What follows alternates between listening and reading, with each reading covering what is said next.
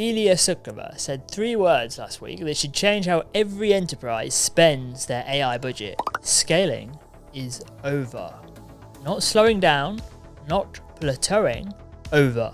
This is OpenAI's co-founder, the man who architected GPT. So you've heard the panic. Is AI dead? Is it all hype? Is there an AI bubble?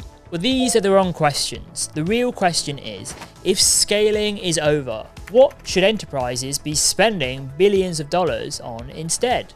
Now, I'll let you into a secret. The answer isn't stop investing in AI infrastructure, and you wouldn't expect me to say that. It's start investing in the right infrastructure. This week, Ilya sat down with Dwarkesh Patel. Now, he has said very little since he stepped away from OpenAI, but in this interview he was very clear with these 3 things that we're going to discuss in detail today. First of all, that the age of scaling is over. We have to go back to research. Second of all, it's not clear what AGI even is anymore, and it probably wasn't clear in the first place. And thirdly, transformers, that's LLMs, will hit a wall, even if we have unlimited compute. Now, most of the coverage of this interview has included just a tad bit of hyperbole. Now, there are either doomsday scenarios or there's blind optimism, but I think Ilya isn't saying that AI is dead, and he's not saying stop building or spending on infrastructure either. He's making a much more nuanced point that has massive implications for how companies should spend their money. Now, there's throwing more GPUs at the same architecture, hoping for a magic solution.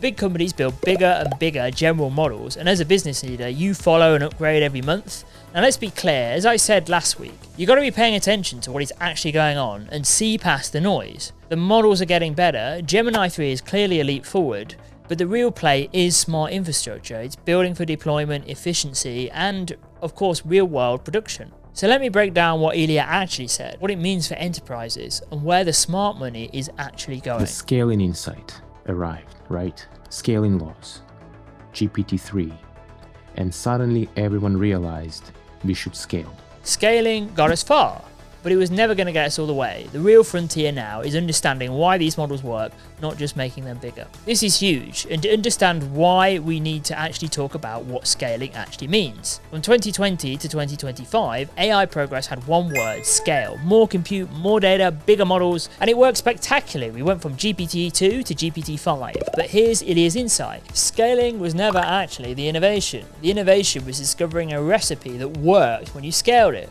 Think about this. Pre-training was revolutionary, not because you could make models bigger, but because you discovered that if you mix compute and data and transformers in a specific way, predictively you improve results. You knew if you 10 times the recipe, you'd get meaningful gains. And that's really what made it so powerful. It was low-risk investment. You knew what you were going to get.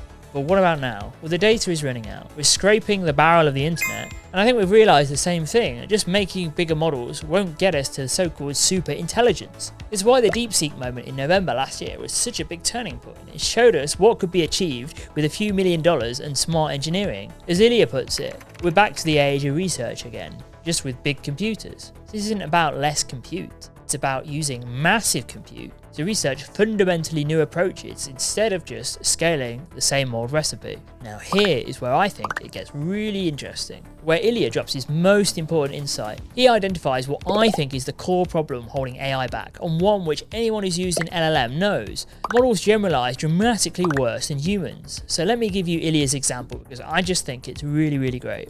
Now, you probably went to school with someone like this. They practice programming for 10,000 hours. They memorize every algorithm, every proof technique. Student B. They practice for 100 hours, but they do really well. Which one do you think becomes the better software engineer in their career? Student B. Now, why is this? It's because they have it. Well, what is it? It's a generalization ability that lets them take limited experience and apply it broadly. Now, our AI models right now, they're all student A. Except even more extreme. Not only have they worked for more than 10,000 hours, they've also rote memorized everything that's ever been written and in human existence ever. Inefficiency doesn't begin to cover it. So that's the problem with AGI itself. You're trying to build a generalized model for every eventuality. It's a utopian fantasy to think that as a business leader, you'll ever be able to plug and play an all-intelligence model that can run your business. It requires infrastructure, training, model selection, data sourcing, data cleaning, tool selection, and then refining your business SOPs and policies. And that's before we've even talked about security or compliance. And this leads to what Ilya calls the most confusing thing about modern AI. You know, if you've watched my videos before, the models crush the hardest benchmarks, they ace PhD level exams, and they score superhuman on coding competitors. You've heard me say so many times before that the evals and benchmarks don't reflect reality. Ilya's hypothesis is brilliant. Let's listen to what he actually has to say.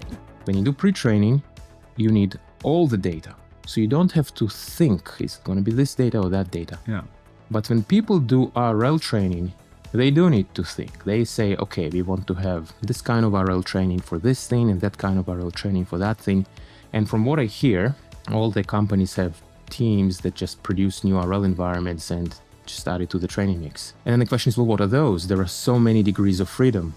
There is such a huge variety of RL environments you could produce. One thing you could do, and I think that's something that is done inadvertently, is that people take inspiration from the evals.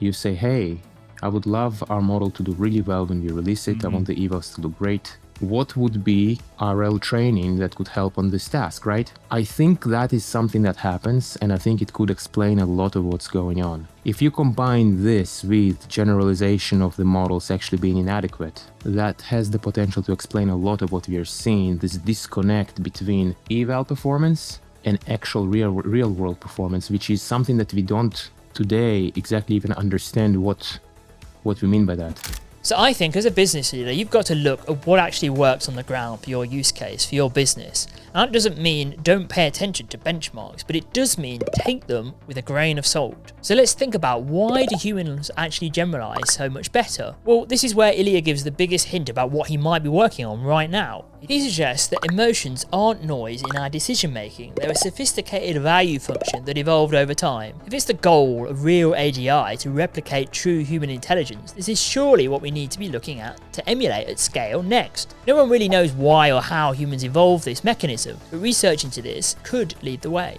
So what is safe superintelligence actually betting on? Well, here's what Ilya told Dwarkesh. Which knows how to do every single job in the economy. Because the way, say, the original, I think, OpenAI charter or whatever defines AGI is like, it can do every single job, every single thing a human can do.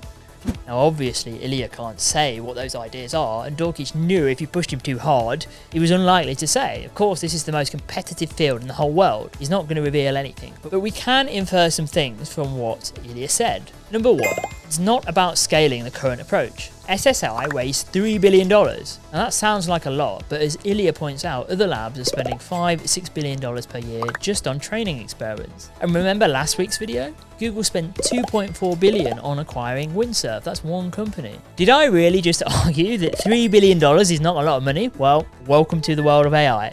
So Ilya argues that SSI has got enough compute for what matters. We have sufficient compute to prove, to convince ourselves and anyone else that what we're doing is correct.